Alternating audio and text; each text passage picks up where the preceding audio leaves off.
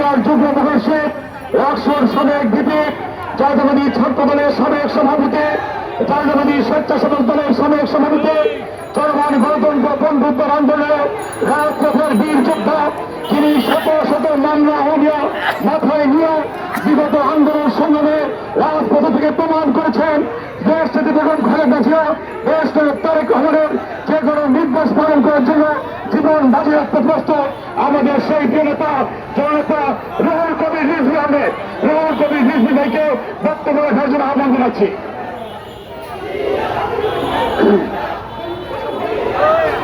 সংগ্রামী সভাপতি, আমার অত্যন্ত প্রিয় অনুস্মৃতি ছাত্র জীবন থেকে সহকর্মী পাদ্রু, সত্য কারামুক্ত উপস্থিত রয়েছেন চেয়ারপারসনের বিশেষ সহকারী শ্রমিক নেতা শামসুর রহমান সুমন বিশ্বাস, অ্যাডভোকেট, সদ্য কারামুক্ত এস.এম. জাহাঙ্গীর এবং এখানে জাতীয়তাবাদী ছাত্র দলের এক সময়ের আমার সহকর্মী, পরবর্তীতে জাতীয়তাবাদী যুব দলের সকল সাবেক নেতৃবৃন্দ, তারা আয়োজন করেছেন সাইফুল আলম নীরবে মুক্তির এই আয়োজন। সাইফুল আলম নীরব কারাগারে কেন? সমস্ত মানুষ বলে, সবাই বলে যে তার যেটা বাড়ি এবং কনস্টিটিউয়েন্সি তেজগাঁ শিল্পাঞ্চল থানা একই জায়গায়, কনস্টিটিউয়েন্সি হচ্ছে একই কনস্টিটিউয়েন্সি হচ্ছে স্বরাষ্ট্রমন্ত্রী, এবং সবাই মনে করে যে স্বরাষ্ট্রমন্ত্রী আসাদুজ্জামান কামাল সাহেব তিনি সাইফুল আলম নীরবকে আটকে রেখেছে। এটা বাংলাদেশ, এটা রাজনৈতিক প্রতিপক্ষের বিরুদ্ধে মিথ্যাচার, অপপ্রচার, কুৎসা রটানো যায়, ক্ষমতা থাকলে নানাভাবে নির্যাতন করা যায়, নিপীড়ন করা যায়। আজকে সাইফুল আলম নীরব সেই নির্যাতনের শিকার। ও তাকে রাজনীতিবিদ, 2018 নির্বাচন করেছে তেজগাঁ থেকে স্বরাষ্ট্রমন্ত্রীর বিরুদ্ধে। যদি অবাধ সুষ্ঠু নির্বাচন হতো স্বরাষ্ট্রমন্ত্রী জিততেন না, এমপি হতেন সাইফুল আলম নীরব। আর শুধুমাত্র এই প্রার্থী হওয়ার কারণে সাইফুল আলম নীরব কারাগারের মধ্যে, অন্য কোনো কারণ না। 2023 সালে আমরা যখন বেরিয়ে আসছি কারাগার থেকে, আমি, শিমুল ভাই, আরো অনেকে ছিলেন, তখন সাইফুল আলম নীরব, জাহাঙ্গীর, মুন্না, গোলাম মোহাম্মদ শাহিদ, এরা সব ঢুকছে কারাগারের মধ্যে। আমার ধারণা ছিল যে হয়তো 2-3 মাস পর তারা বেরিয়ে আসবে, কিন্তু পরে মনে হলো এরা তো অপেক্ষাকৃত তরুণদের নেতৃত্ব দেয় বা দিয়েছে, এখনো তরুণদের উপর এদের প্রভাব আছে। সাইফুল আলম নীরব সহ যারা এই তারুণ্যের শক্তিকে বন্দী করে রাখলে ওরা যে একটা দামি নির্বাচন করবে, একটা জনগণকে প্রতারণার নির্বাচন করবে, ওরা যে একটা মিথ্যা নির্বাচন করবে, এটা নিশ্চিত করার জন্যই সেদিন এই তরুণদের নেতাদেরকে গ্রেফতার করে রাখা হয়েছিল, এবং নির্বাচনের আগে তারা ছাড়া পাবে না। আর প্রধানমন্ত্রীর কথা বলছেন, মুসলিম সম্প্রদায়ের সবথেকে আনন্দ এবং খুশির দিন হচ্ছে ঈদের দিন। ঈদের দিনে ছোট বাচ্চা থেকে শুরু করে প্রত্যেকেই খুশি আনন্দতে ভেসে যায়, নতুন কাপড় চোপড় পায়। হিন্দু ধর্মের, হিন্দু সম্প্রদায়ের তাদের হচ্ছে পূজা, দুর্গা পূজা, তারা আনন্দিত হন, খুশি হন। আর শেখ হাসিনার আনন্দ খুশি হচ্ছে জেলখানাগুলো বিএনপির নেতা কর্মীদের দিয়ে ভরে গেছে কিনা, এইটা নিশ্চিত হলে শেখ হাসিনা আনন্দিত হন, শেখ হাসিনা খুশি হন। আজকে কোথায় দেশ? আজকে দেশের কি অবস্থা? শেখ হাসিনার সেখানে খবর আছে? আপনার জাতীয় রিজার্ভ এখন $17 বিলিয়ন। এমনি বাংলাদেশ ব্যাংক থেকে অফিসিয়াল বলা হচ্ছে 19, আসলে তা না। IMF কে যে রিপোর্ট করছেন, গোপনে একটা রিপোর্ট করতে হয়, সেখানে বলা হচ্ছে 17 বিলিয়ন ডলার। অর্থাৎ 3 মাসের যে আমদানি করবেন, সেই আমদানি করার ক্ষমতা এখন আর বাংলাদেশের নেই।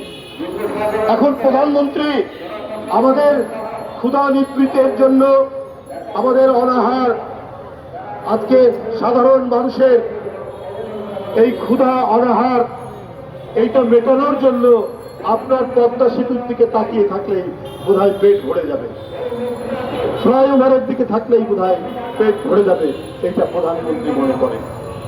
কারণ উনি খাদ্য কিনবেন কি দিয়ে? উনি খাদ্য পণ্য কিনবেন কিভাবে? ডলার তো তলানির মধ্যে। কিন্তু আপনি যদি প্রতিবাদ করেন, তাহলে সাইফুল আলম নীরবের মতো কারাগারে থাকতে হবে। দেশের মানুষ প্রতিবাদ করলে, কথা বললে তার ঠিকানা, তার একমাত্র ঠিকানা কারাগার। আর পার্শ্ববর্তী দেশের কোনো আবদারি মাটিতে পড়ে না। প্রত্যেকটি আবদারি পূরণ করতে হয় শেখ হাসিনাকে, প্রত্যেকটা আবদার। সীমান্ত চুক্তি প্রোটোকল করেছেন, কিন্তু প্রতিদিন আমাদের লোক মারা যায়। শেখ হাসিনার পররাষ্ট্রমন্ত্রী প্রতিবাদ দূরে থাক, একটু মাথা উঁচু করে কথাও বলতে পারেন না। কি পেয়েছেন আপনি প্রধানমন্ত্রী তাদের কাছ থেকে? এত নতজন কেন? আপনার সীমান্ত চুক্তি করার পরেও বাংলাদেশিদের হত্যা করা হচ্ছে পাখির মতো। প্রতিদিন মৃত্যুর খবর, প্রতিদিন বাংলাদেশিদের নিহত হওয়ার খবর বিএসএফ এর দ্বারা।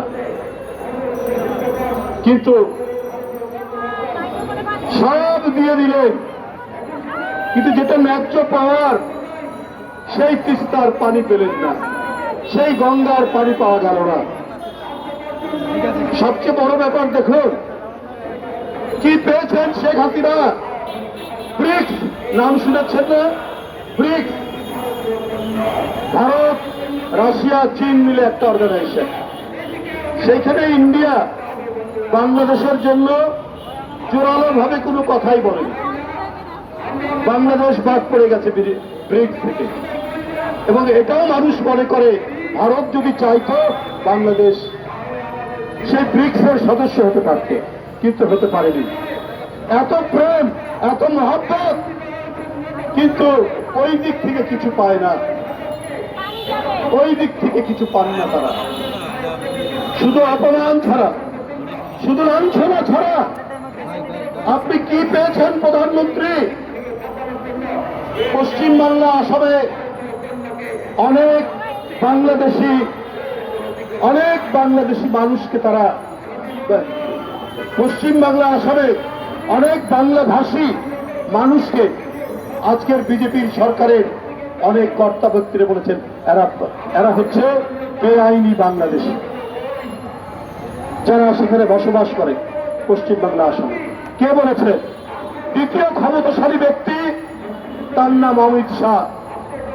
উনি বলেছিলেন এই তো কয়েক বছর আগে, এরা না খেয়ে থাকে, এরা খাবার পায় না, এরা ক্ষুধার যন্ত্রণায় ভারতে প্রবেশ করে। এইবার যদি বিজেপি জিতে, অর্থাৎ গত নির্বাচনের সময়, তাহলে এদের সবাইকে ঘাট ধরে বের করে দেবে। এটা বলেছিলেন পশ্চিম বাংলায়। আবার আসামে গিয়ে কি বলেছেন? সেখানকার বাংলাভাষী মানুষকে বেআইনি বাংলাদেশি চিহ্নিত করে বলেছেন যারা হচ্ছে উই পোকা,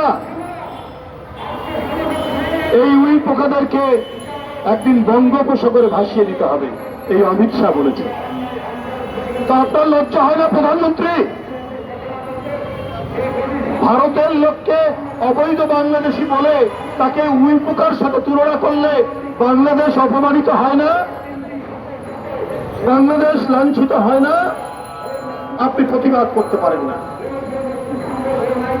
গলা তুলে কথা বলতে পারেন না, কিন্তু সাইফুল আলম নীরবরা কারাগারে থাকবে, কারণ ওরা প্রতিবাদ করে আপনার বেআইনি কর্মকাণ্ড, আপনার গণতন্ত্রহীনতা, আপনার বাক স্বাধীনতা কেড়ে নেওয়া এবং একটি অবাধ সুষ্ঠু নির্বাচন না দেওয়া। এই কারণে আজকে সাইফুল আলম নীরবরা কারাগারে। আর যারা আমাদেরকে প্রতিনিয়ত অপমান করছে, আমাদেরকে উই পোকার সাথে তুলনা করছে, আমাদেরকে ক্ষুধার্ত, আমরা ক্ষুধার্ত কি ক্ষুধার্ত নয় ওটা আমাদের ব্যাপার। কোন লোক গেছে ভারতের কাছে হাত চাইতে, অথচ অপমানজনক কথাবার্তা বলছেন বাংলাদেশিদেরকে উদ্দেশ্য করে। শেখ হাসিনা নিশ্চয়, কারণ শেখ হাসিনা একটি দাবি সরকার, ও অবাধ সুষ্ঠু নির্বাচনকে ভয় পায়, ও জনগণের ভোটারদের ভোটকে ভয় পায়। তাই তাকে একটা শক্ত খুঁটির সাথে বেঁধে থাকতে হয়। সেই শক্ত খুঁটি মনে করেন যে পার্শ্ববর্তী দেশ। আর এই শক্ত খুঁটি মনে করে তিনি বাংলাদেশের মানুষকে ত্যায্য করেছেন, তিনি ভোটারদেরকে ত্যায্য করেছেন, তিনি গণতন্ত্রকে ত্যায্য করেছেন, তিনি অবাধ সুষ্ঠু নির্বাচনকে ত্যায্য করেছেন। এক বেআইনি সরকার, এক বেআইনি অবৈধ সরকার আজকে দেশের সমস্ত বিরোধী দল, সমস্ত গণতন্ত্রকামী মানুষকে কারাগারে ঢুকিয়ে রেখে তিনি সাম্রাজ্যের মতো দেশ শাসন করতে চাচ্ছেন। জনগণ শূন্য, ভোটার শূন্য, গণতন্ত্র শূন্য এমন একটি নির্দয় ফ্যাসিবাদী শাসন তিনি কায়েম করতে চান। বন্ধুরা আমার, শিমুল ভাই বলেছে আমরা পরশুদিন গেছিলাম সাইফুল আলম নীরবের বাসা। তার 3 সন্তানের আহাজারি রেখে, 3 সন্তানের তার ভিতরের হৃদয়ের ভিতরের কান্না দেখে আমাদের চোখ থেকে অশ্রু ধারা ফেলে থাকে। মাসের পর মাস, বছর পেরিয়ে গেল, সাইফুল আলম নীরবে মুক্তি মিলছে না। সব মামলায় যাবে। এটাই বোঝা যায় যে সব মামলায় যাবে, জেল গেট থেকে বেরোবে, আর ওই সময় আরেকটা ভুয়ো একটা মামলা দেওয়া হবে। এই মামলাতে সরকারের তত্ত্বাবধানে সরকার নীরবকে আটকে রাখার জন্য এই মামলা দিয়েছে। এইটা বুঝতে কাউকে আর বেশি পড়াশোনার দরকার হয়, সহজেই বোঝা যায়। বন্ধুরা আমার, বক্তব্য দীর্ঘায়িত করব না। এই সরকারের অত্যাচার আর নিপীড়নের কাহিনী কি বলবো। নীরব আমাদের নেতা, কিন্তু গোটা জাতির গণতন্ত্রের যিনি প্রতীক, যিনি বারবার গণতন্ত্রকে প্রতিষ্ঠিত করেছেন নিজের জীবনকে বিপন্ন করে, তিনি আজ বন্দী। কোনো কারণ নেই, শুধুমাত্র শেখ হাসিনার প্রতিহিংসা, শেখ হাসিনার প্রতিশোধ। আপনার 111 সরকার, আপনি কি বলেছিলেন? আপনার আন্দোলনের সরকার আপনার নামে 15টি মামলা দিল। ওই মামলাগুলো গেল কই? হাওয়া হয়ে উড়ে গেল। ওই মামলায় তো আপনার মিনিমাম প্রত্যেকটার সাজা হলে 200 বছর সাজা হতো যদি ন্যায় বিচার থাকতো। কিন্তু আপনি আপনার ক্ষমতার কারণে আপনি আদালতের মালিক, আপনি প্রশাসনের মালিক, আপনি পুলিশের মালিক, আপনি কারাগারের মালিক।